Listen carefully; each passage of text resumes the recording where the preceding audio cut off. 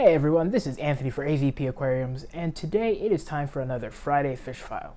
However, today we're not quite looking at a fish, we're looking at another critter altogether, and that is the Neocaridina Davidi.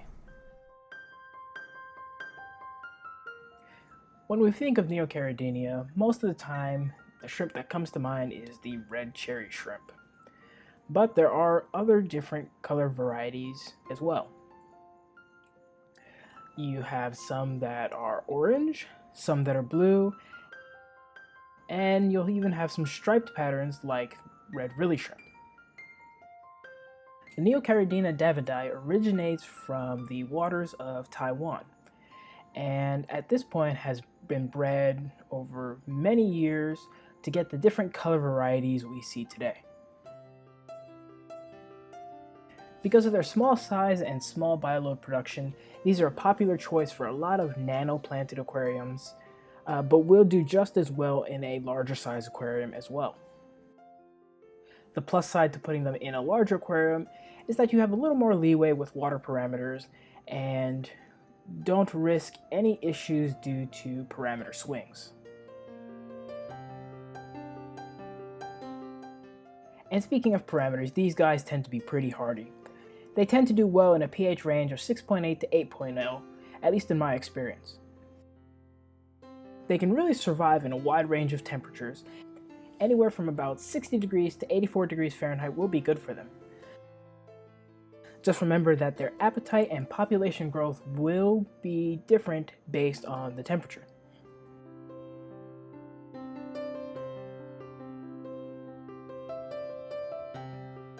And speaking of appetites, let's talk about what to feed these guys.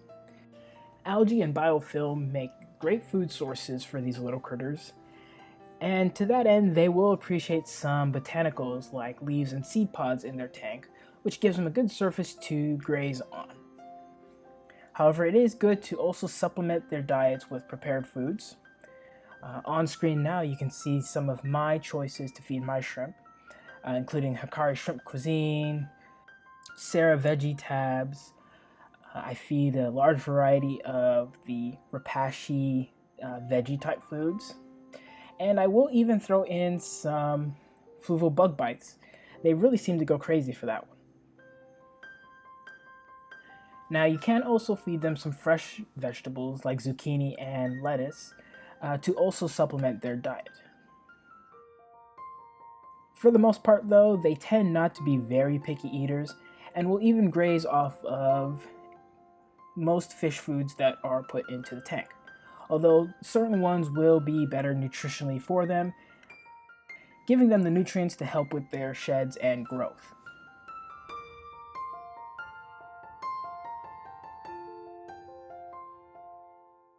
Now, probably the biggest question when it comes to shrimp, especially these type of shrimp, is can you keep them with tank mates?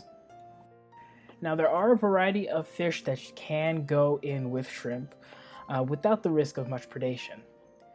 I've had success with white cloud mounted minnows, neon tetras, as well as some other various different types of small tetra species.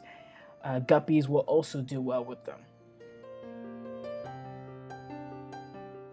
If you have a stable population of shrimp, it is also possible to house them with some semi-predatory fish as well, although you will see a good number of them get eaten here and there. For example, I have cherry shrimp in my paludarium tank with a pistogramma, which every now and then will eat some of the younger shrimplets, as well as hunt down some of the adults.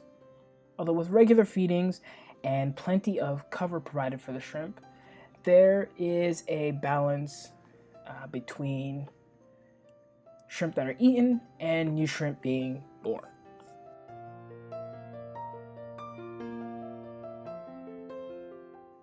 And since I mentioned cover, that would be the most important aspect to have in a tank if you do want to house shrimp with some larger fish.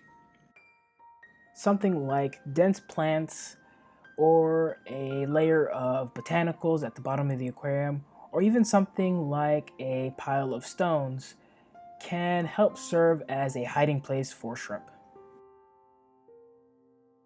So in my opinion, what makes these shrimp just so popular, other than their colors, is the fact that they are so easy to breed.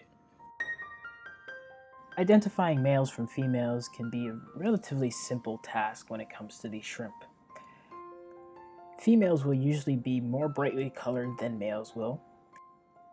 Females also tend to be a little bit larger and rounder than males. And at certain times you'll be able to see essentially their ovaries on their back, which is often referred to as their saddle.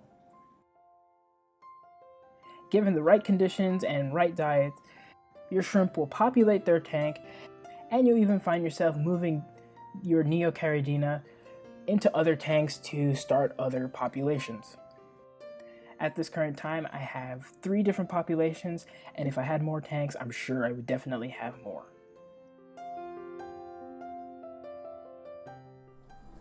Alright guys, so as I like to do with all of these videos, let me know down below in the comments if you are keeping any shrimp and how you are keeping them. And as always, thank you guys for watching. Remember to hit that like button, subscribe for more, and I will see you in the next video.